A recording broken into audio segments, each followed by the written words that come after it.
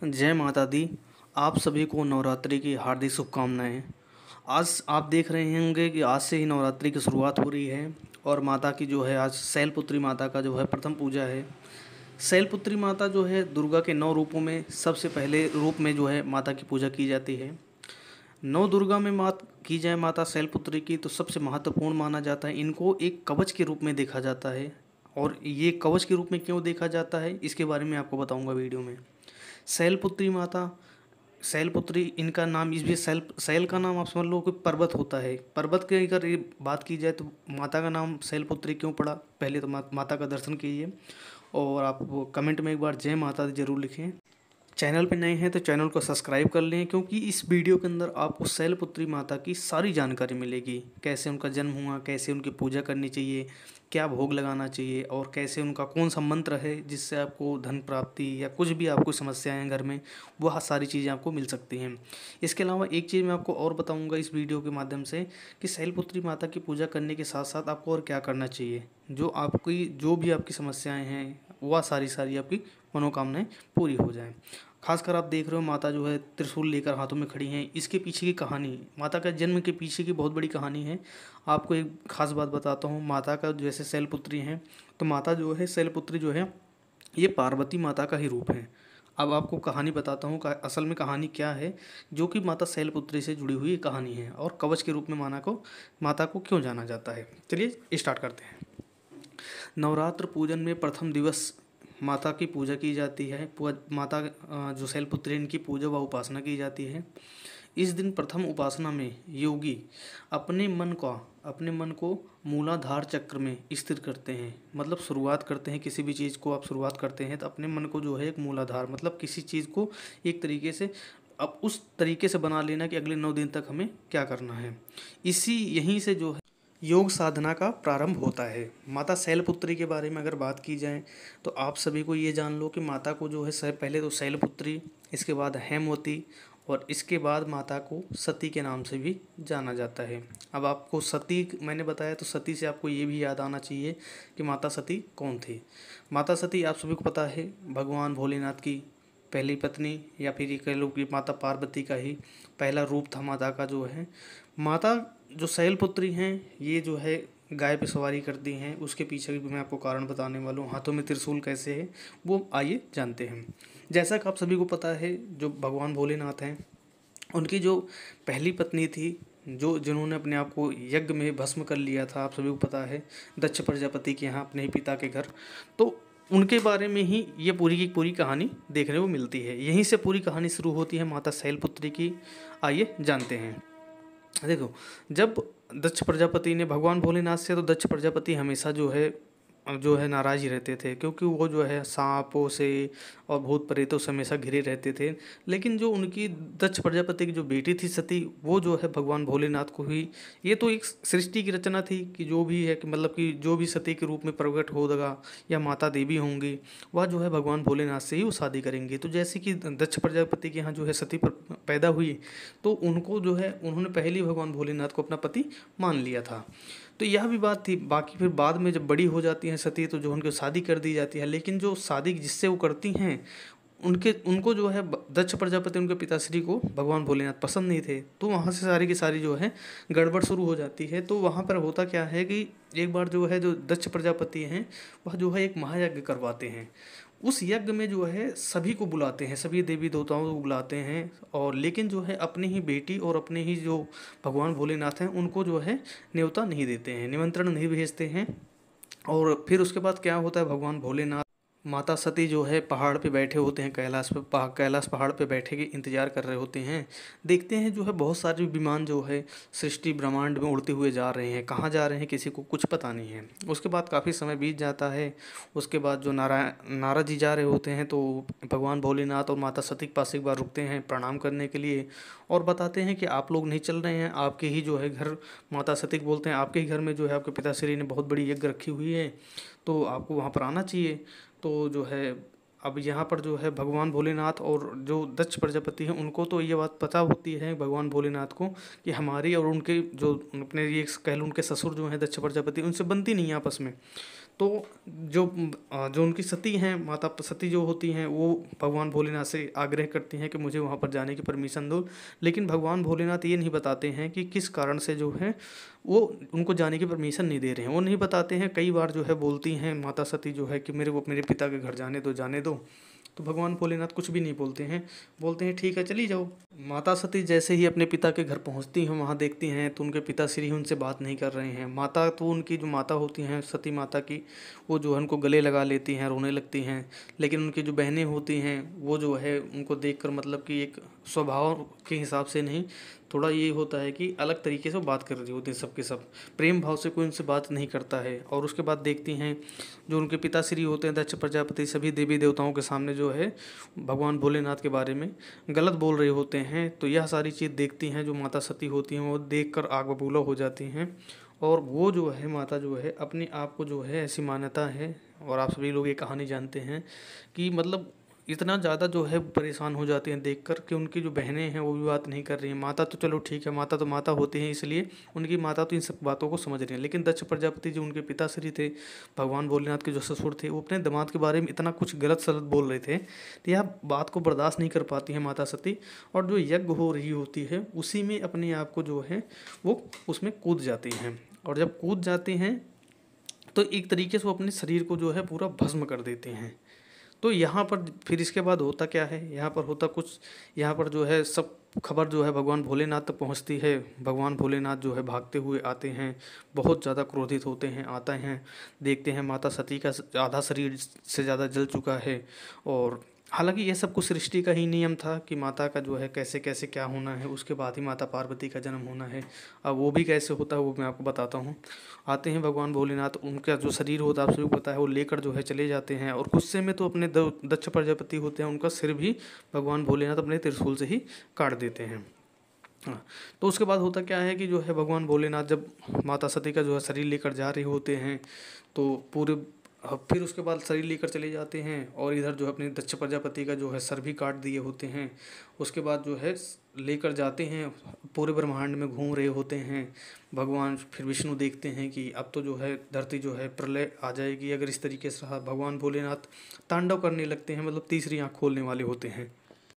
लेकिन इससे पहले ही जो है भगवान विष्णु जो जिसे श्री हरि नारायण के नाम से जाना जाता है, वो जो है अपना जो है त्रिशूल चक्र छोड़ते हैं और कहते हैं इस जो शरीर है माता सती का, इसको जो है इतने खंडों में विभाजित करो कि भगवान भोलेनाथ को पता भी ना चले कि कैसे कैसे विभाजित हुआ। तो जो सुदर्शन चक्र था उसने जो है भगवान विष्णु की बात मानी और उसने जो है 51 खंड किए, जो है माता सती की जो है वही जो है आज 51 शक्तिपीठों में से जाना जाता है। उसके बाद भगवान भगवान श्री विष्णु जाते हैं भगवान भोलेनाथ के पास, उनको समझाते हैं, कहते हैं देखो जो हुआ सो हुआ, लेकिन जो दक्ष प्रजापति का आपने सिर काटा हो उसको जोड़ना पड़ेगा। और क्योंकि सृष्टि जिस तरीके से चलनी थी वहाँ पर सभी देवी देवता थे, ऐसा अनर्थ भी नहीं हो सकता था। भगवान भोलेनाथ जो है उनकी बात को मानते हुए भगवान भोलेनाथ एक बकरी का सिर लाकर उनके लगा देते हैं। तो अब ये भी देखने वाली बात है, दक्ष प्रजापति जितना भगवान भोलेनाथ से जलते थे, उनका एक ही प्रहार उनके लिए इतना गलत साबित हो गया कि उनका पूरा जीवन जो है एक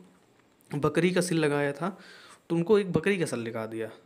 तो होता क्या है, अब ये देखो ये कहानी ये ख़त्म हो जाती है, लेकिन यहाँ से शुरुआत होती है माता शैलपुत्री। जब माता शैलपुत्री जो है भस्म में जो यज्ञ थी उसमें कूदी थी अपने शरीर को भस्म करने के लिए, उसी समय जो है जो शैलपुत्री थी, जो शैलपुत्री माता हैं, इनका जो है जन्म पर्वतराज, जिनका नाम शैल पर्वतराज है, उनके यहाँ पर एक पुत्री का जन्म होता है। इधर माता जो है अपने शरीर को भस्म करने के लिए कूदती हैं, जो सती माता होती हैं। और उस साइड दूसरी साइड देखा जाता है जो पर्वतराज हैं, जिसका नाम है शैल पर्वतराज, उनके घर में जो है एक पुत्री का जन्म होता है। और वहाँ पर जो है ये माता होती हैं, इन्हीं को जो है पार्वती माता कह लो, यही है माता शैलपुत्री और यही है हेमवती माता। तो वहाँ पर जो है जो शैलराज हिमालय राज होते हैं, उनके घर में जो है माता शैलपुत्री का जन्म होता है, माता पार्वती का जन्म होता है वहाँ पर। उसके बाद आप सभी को पता है भगवान भोलेनाथ के साथ इनका विवाह होता है। तो ये है माता शैलपुत्री। अब बात की जाए कि इनके हाथों में आप देख सकते हैं जो है त्रिशूल ले रखा है, भगवान भोलेनाथ के साथ इनकी जो है शादी हुई है। तो ये जो है, और यहीं से जो है इनके बैल की भी कहानी शुरू होती है कि माता शैलपुत्री को जो है बैल पे कैसे दिखाया जाता है, क्योंकि शैलपुत्री माता जो है भगवान भोलेनाथ के साथ ही इनका विवाह हुआ था। तो जो है इनका जो है जो वाहन है वो जो है बैल ही है, भगवान भोलेनाथ का भी बैल है और हाथों में त्रिशूल ले रखा होता है। तो जैसी मान्यता है, जब शादी हुई थी माता पार्वती और भगवान भोलेनाथ की, तो उस समय जब जा ही रहे थे कैलाश पर्वत की ओर, तो हाथों में माता ने त्रिशूल ले लिया। तो भगवान भोलेनाथ ने एक बार बोल दिया कि अब से आपका जो है त्रिशूल ही आपका जो है हाथों में शस्त्र होगा। तो अपनी अपनी बचाव के लिए नहीं, लेकिन हाँ, जब भी आप दिखोगी अपने शस्त्र के लिए तो ये त्रिशूल ही आपके हाथ में, ये भगवान भोलेनाथ का जो है त्रिशूल है जो माता के हाथों में होता है। साथ में आप पता है नंदी, नंदी तो है ही माता के साथ में जो है, क्योंकि भगवान भोलेनाथ का था। तो जो माता शैलपुत्री हैं वो भगवान भोलेनाथ की जो पत्नी हुई, तो उस कारण से जो है ये जो है एक नंदी के ऊपर जो है सवारी करते हैं। ये तो था माता की जो है कहानी जन्म के बारे में। अब आइए जानते हैं, जैसे नवरात्रि शुरू हो चुकी है और अब हम जानते हैं माता की पूजा के बारे में, कैसे पूजा करनी है, क्या भोग लगाना है, उसके बारे में जानते हैं। कुछ मंत्र के बारे में जानते हैं जो आपके जीवन में खुशियाँ भर सकता है। आइए जानते हैं। कमेंट में एक बार लिखेंगे शैलपुत्री माता की जय। शक्ति की भक्ति का पर्व शारदीय नवरात्रि कल से शुरू हो जाएगा। माँ माँ का जो दुर्गा के 9 स्वरूप समर्पित है, हर दिन माता के अलग अलग स्वरूपों की पूजा होती है। 15 अक्टूबर 2023 को हर पंडाल में, हर घर में शुभ मुहूर्त की जो घट स्थापना है, माता का जो कहते हैं कलश स्थापना करना होता है, वह सारा का सारा कल आवाहन किया जाएगा। माता की पहली शक्ति कल माँ शैलपुत्री की पूजा होगी। 9 दिन तक अखंड ज्योति प्रज्वलित की जाएगी। इसके बाद अगले 9 दिन तक माँ दुर्गा के 9 रूपों की आराधना होगी। श्रद्धालु जो भी हैं व्रत करेंगे। आज ये जानते हैं इसके बारे में जो है कि पूजा की मुहूर्त की विधि क्या होगी, कब पूजा करनी है और कैसे पूजा करनी है, उसके बारे में जानते हैं। शारदीय नवरात्रि जैसे कि आप सभी पता है 15 अक्टूबर 2023 है।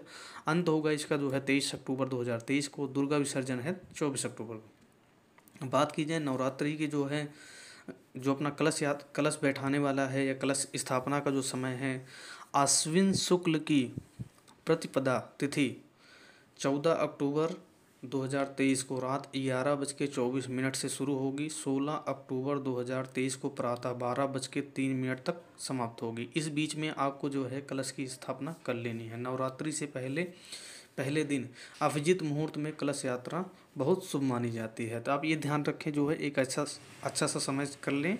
जो मैंने आपको बताया कि जो है आपको कब जो है कलश यात्रा करना है। कलश यात्रा सुबह अपना जो है कर सकते हैं आराम से। कुछ अगर बात कीजिए, जो अच्छी बात कहा बताई गई है, सुबह 11:44 से दोपहर जो है शाम जो दोपहर है 12:30 तक का जो है कलश स्थापना के लिए अभिजित मुहूर्त बताया गया है। और घट स्थापना सुबह का जो मुहूर्त बताया गया है सुबह 6:30 से प्रातः जो है 8:47 तक बताया गया है। यह आप देखते हुए जो है अपने हिसाब से जो आपको अच्छा लगे उस समय आपको जो आप कर सकते हैं उस समय आप करिए। ठीक है, बात करते हैं नवरात्रि के पहले दिन माँ शैलपुत्री की पूजा होगी। 9 दिन तक चलने वाली इस व्रत में माँ शैलपुत्री की पूजा करनी चाहिए। और साथ में इनके कुछ पूजा सामग्री मैं आपको बताता हूँ। जब आप पूजा करते हैं माता का, तो किस तरीके से आपको जो है सामग्री क्या क्या होनी चाहिए। शारदीय नवरात्रि में जो है घट स्थापन का विशेष महत्व माना जाता है। नवरात्रि के पहले दिन विधि विधान से जो है घट स्थापन या कलश स्थापन की पूजा की जाती है। घट स्थापन के लिए इन सामग्रियों का होना बहुत ज़रूरी माना जाता है, जैसे कि जौ बोने के लिए और चौड़े मुंह वाले जो है एक मिट्टी का पात्र हो जाए, कलश ही कह लो, या फिर मिट्टी जो स्वच्छ मिट्टी मिल जाए। मिट्टी तांबे का कलश भी ले सकते हैं, तांबे का ढक्कन ले सकते हैं, कलावा है, लाल कपड़ा है, नारियल है, सुपारी है, गंगा जल है, दुर्वा है, आम है, अशोक के पत्ते हैं, या है सत्त हो गया, धान्य हो गया, 7 प्रकार के अनाज हो गया, और अक्षत हो गया, लाल पुष्प हो गया, सिंदूर हो गया, लौंग हो गई, इलायची हो गई, पान हो गया, मिठाई हो गया, इत्र हो गया, और एक रुपए का सिक्का हो गया। यह सारी चीज़ जो है आप लेकर उसके बाद जो है आप माता की जो है जो कहते हैं कलश यात्रा आप कर सकते हैं। बात की जाए जो घटना स्थल या जैसे कि आप कलश यात्रा करने वाले हैं तो आपको कैसे करना है। उत्तर या पूर्व दिशा, फिर ईशान कोण में अपना एक कलश की स्थापना कर सकते हैं। दो दिशाएं हैं, एक उत्तर और पूर्व दिशा में आप कलश की यात्रा कर सकते हैं। पूजा की चौके पर लाल कपड़ा बिछाएं। अक्षत अष्टदल बनाकर माँ दुर्गा की जो है तस्वीर स्थापित करें। आप सभी को पता है एक वो बनता है जो ग्रह वाला होता है अष्टदल, उसको बनाकर आप जो है माता की जो तस्वीर है वहाँ पर स्थापित करें। कलश में पानी, गंगा जल, सिक्का, रोली, हल्दी, गांठ, दुर्वा, सुपारी आदि डालें। कलश में जो है 5 आम के पत्ते रखकर उसे ढक दें। उसके ऊपर नारियल रख दें। मिट्टी के पात्र के स्वच्छ मिट्टी डालकर 7 तरह के अनाज उसमें बोएं। इसी तरीके से चौकी पर रखें। दीप जलाकर गणपति बप्पा माता के 9 ग्रहों का आवाहन करें, फिर विधिवत तरीके से पूजन करें। इस तरीके से आप जो है शैलपुत्री माता की पूजा या जो कलश यात्रा है उसको आप कर सकते हैं। बात की जाए माता शैलपुत्री की जो सर्दी नवरात्रि के माता की जो है पूजा होनी है और 9 दिन तक अखंड ज्योति प्रज्वलित करने पर भगवान गणेश का आवाहन करना है। देवी शैलपुत्री को जो है सफ़ेद रंग प्रिय है। माता शैलपुत्री आप देखोगे ज़्यादातर जो है शैलपुत्री जो है सफ़ेद, और उसी तरीके से पर्वत भी सफ़ेद है, माता को भी सफ़ेद रंग पसंद है, तो शैलपुत्री को है सफ़ेद रंग प्रिय है। हालांकि नारंगी और लाल भी देवी का अति प्रिय रंग माना जाता है। जो कलश यात्रा के बाद जो है आप ऐसी मान्यता है, कुछ विधि में जो है एक होता है षोडोचार विधि, जिस विधि से जो है देवी शैलपुत्री की पूजा करें। माँ की जो है मतलब पूरी तरीके से जो एक कहते हैं ना वो पूजा की विधि होती है, उसको उसी नियम अनुसार पूजा करें। माँ शैलपुत्री को जो है कुमकुम, सफ़ेद चंदन, हल्दी, अक्षत, सिंदूर, पान सुपारी, लौंग, नारियल, 16 श्रृंगार का जो सामान होता है वह अर्पित करें। देवी को सफ़ेद रंग का पुष्प, सफ़ेद मिठाई, या अगर मिठाई ना हो तो घर में खीर बनाएं माता के लिए। अगर भोग भी लगाएं, रसगुल्ले का भोग लगाएं, वो भी सफ़ेद ही लें। माँ शैलपुत्री को जो है बीज मंत्रों का, जो माता के शैलपुत्री का जो बीज मंत्रों का जो है जाप करें, फिर आरती करें और शाम को जो है माता की फिर से आरती करें। इस तरीके से आप करते हैं तो माता की जो भी मनोकामना आप चाहते हैं 9 दिन में, तुरंत तो नहीं, ये है पूरी नवरात्रि में आपको रखना पड़ता है, और सारी चीज़ें आप अगर नियमानुसार करते हैं तो आपकी जो भी मनोकामना होगी वह बहुत जल्द माँ शैलपुत्री पूरा कर देंगे।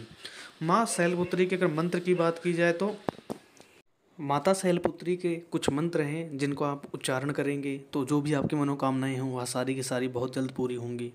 पहला मंत्र है ओम देवी शैलपुत्राय नमः। ओम देवी शैलपुत्राय नमः। ओम देवी शैलपुत्राय नमः।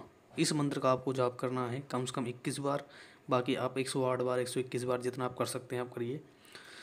ओम एक है हीम शिवाय नमः। हिम शिवाय नमः। हिम शिवाय नमः। यह माता का सबसे चमत्कारी मंत्र माना जाता है, माँ शैलपुत्री का। इसे बीज मंत्र कहते हैं। इससे आपके घर में धन धान की कभी कभी भी नहीं होती है। ये मंत्र है हुम शिवाय नमः। ह्रीं शिवाय नमः। ये मंत्र आपको हमेशा जो है जैसा आपको लगता है समय जितनी बार आप बोल सकते हैं बोलिए। एक मंत्र और है ओम सन शैलपुत्र देवाय नमः। ओम सन शैलपुत्री देव्याय नमः। ओम सन शैलपुत्री देव्याय नमः। यह मंत्र आपको जितनी बार आप बोल सकते हैं या बोलिए। और पूरे दिन खासकर को कुछ चीज़ें आपको बता रहा हूँ, वो चीज़ आपको उन दिनों में नहीं करनी है जब आप नवरात्रि का व्रत रह रहे हैं, क्योंकि अगर वो सारी चीज़ आप करते हैं तो आपको व्रत रहने का कोई फ़ायदा नहीं होता है। और जब खासकर आप जैसे माता की पूजा कर रहे हैं तो सबसे पहले कोई गलत विचार आपके दिमाग में नहीं आना चाहिए, या आपको किसी भी तरीके से अपने दिमाग को, अपने माइंड को जो है कंट्रोल करना है। और ज़्यादातर समय आप जो है हो सकता है पूजा पाठ में ही लगाएं। दिन में अगर आप सोते हैं तो यह चीज़ सोचो कि कम से कम जो है समय जो है सोएं आप। और ज़्यादातर समय जैसे माता का पाठ है, माता की आरती है, और हर किसी जितनी माताएं हैं, माता के भजन हो गए, माता की कहीं कुछ अलग कथा हो सकती है, वह सारे के सारे आपको पूरे दिन करते रहना है। तभी जो है आपका मन जो है गलत चीज़ों में नहीं लगेगा। अब जैसे माता शैलपुत्री की है, माता शैलपुत्री की कथा एक बार आपने पूजा के समय कर ली, आरती भी कर ली, लेकिन हो सकता है पूरे दिन में आपको जो माता के जो जो मंत्र हैं, जो मंत्र अलग अलग वाले हैं, वो सारे के सारे आपको जब पूजा पे आप बैठे हो तो एक मंत्र बोलोगे 21 बार 108 बार। उसके बाद आपको जब समय लगता है तो आप जो है आप लेकर साइड में बैठ जाइए और माता को जो है याद करते हुए जो है पूरे मंत्र का उच्चारण 108 बार, कोई 1008 बार करता है। तो उस तरीके से आप माता को जो है पूरा ध्यान लगाइए और पूरी तरीके से माता को जो है श्रद्धा से पूजा कीजिए।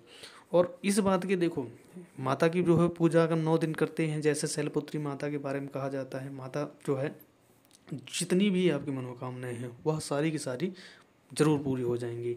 अगर आप माता की जो विधिवत पूजा लिखी गई है उसके हिसाब से करते हैं और अपने मन को ख़राब नहीं करते हैं, किसी को पहली बात कष्ट भी नहीं पहुंचाना है, किसी के बारे में गलत नहीं सोचना है इन बीचों में, तो आपको हो सकता है, आपको जो भी माता के बारे में कहा जाता है, माता जो है बहुत दयालु हैं और बहुत जल्दी आपकी सारी सारी मनोकामनाएं पूरी हो जाएंगी।